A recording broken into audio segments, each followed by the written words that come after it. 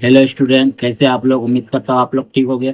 आपका मेरे YouTube channel से विज्ञान गुरुकुल पर स्वागत है। आज मैं आपको क्लास 10th के द्विघात समीकरण का प्रश्न वाली 4.3 का प्रश्न एक का भाग 4 सोल्व करके समझाऊंगा। इस क्वेश्चन को मैं आपको बहुत ही सरल व विधि वे में स्टेप बाय स्टेप समझाऊंगा ताकि आप सभी स्टूडेंट आसानी से समझ जाए। यदि आपको यह मेरा वीडियो पसंद आए तो प्लीज मेरे वीडियो को लाइक से सब्सक्राइब कर दे, और यदि आप मेरे वीडियो को पहली बार देख रहे हो सब्सक्राइब बटन प्रेस कर बेल आइकन पर क्लिक कर दे ताकि हमारी हर पहली वीडियो का नोटिफिकेशन आपको सबसे पहले मिले।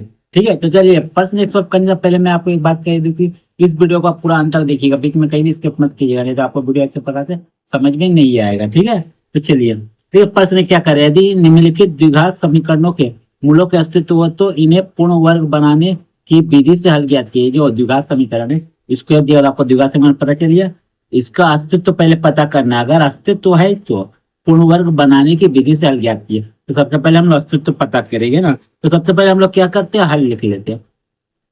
तो देखिए हल लिख लेता हूँ, हल। ठीक है, ठीक है। तो द्विघात समीकरण का अस्तित्व कैसे पता चलता है, देखिए पहले द्विघात समीकरण का अस्तित्व। देखिए द्विघात समीकरण को मूलों का अस्तित्व पहचानने के नियम। ठीक है, किससे पता करते हैं द्विघात समीकरण अस्तित्व का नियम? विविक्तीकार से। डी से B square minus 4ac D बराबर होता है।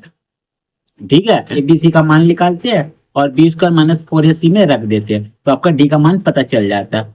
ठीक है, तो देखिए पहला स्थिति क्या विविक्तर का, यदि डी बराबर आपका जीरो आ जाए, मैंने डी को अगर सॉल्व करते हैं इसका मान रख के बराबर जीरो आ जाता है तो आपका तो मूल क्या होगा, वास्तविक समान होगा, सॉरी समान होगा। ठीक है, और यदि डी बराबर आपका सॉल्व करेंगे तो कोई भी संख्या प्लस में आ जाए यानी धनात्मक, देखिए डी का मान धनात्मक प्लस संख्या है तो डी का तरफ बड़ा का चिन्ह रखते हैं, जीरो लिखते हैं। मतलब देखिए कोई भी प्लस संख्या आएगा जाहिर सा बात है जीरो से बड़ा होगा, इसलिए डी का तरफ बड़ा का चिन्ह रखेंगे, जीरो लिखेंगे। ठीक है, तब मूल वास्तविक एवं असमान होगा, माने भिन्न भिन्न अलग होगा। ठीक है, उसका बाद यदि डी का मान ऋणात्मक होता है, माइनस में आता है कोई भी, तो डी लेस देन जीरो लगते हैं, क्योंकि जो भी माइनस में संख्या होती है जीरो छोटा होता है, इसलिए जीरो का तरफ बड़ा का चिन्ह देते हैं, लिखते हैं, तब कोई वास्तविक मूल्य नहीं होता है। ठीक है, तब समझ गए।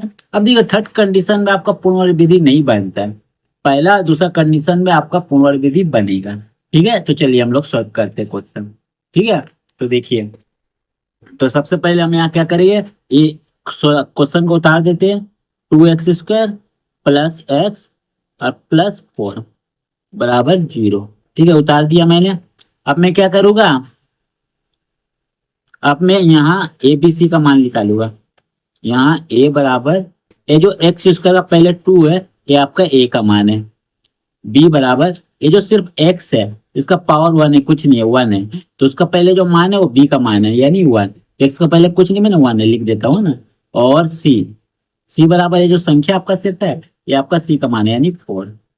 ठीक है, तो चलिए अब लिखिएगा, इसीलिए डी बराबर क्या आपका फॉर्मूला आता है, बी² माइनस 4ac। क्लियर, तो चलिए डी बराबर लिख दीजिए। ठीक है, बी² यानी 1 का स्क्वायर, 1 का स्क्वायर माइनस 4 लिखिए, गुना ए का मान कितना है, ए का मान देखिए आपका 2 है, 2 लिख दीजिए, गुना सी का मान कितना होगा 4 है, 4 लिख दीजिए। ठीक है, 4ac तीनों सटा हुआ यानी गुना में, इसलिए गुना गुना करके लिखिए। ठीक है, अब डी बराबर 1 का स्क्वायर करने तो 1 होगा, 1 गुना 1 होने 1, 4 चौका 16, 16 दूनी 32।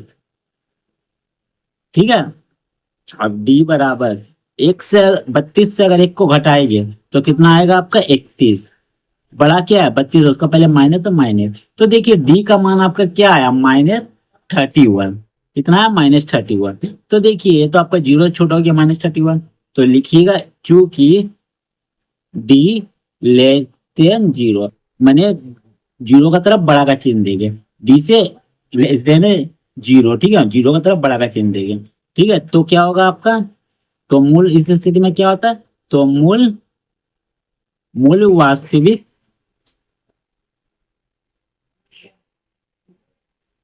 नहीं है। ठीक है, तो कोई वास्तविक मूल्य नहीं है लिखा यहाँ पे, तो लिख देता है कोई। ठीक है, तो कोई मूल्य वास्तविक नहीं है, तो कोई मूल्य वास्तविक नहीं है। ठीक है, इस स्थिति में ए आपका होगा। समझ गए, तो ऐसे कंडीशन में क्या होता है, अतः द्विघात दिए गए दिए गए द्विघात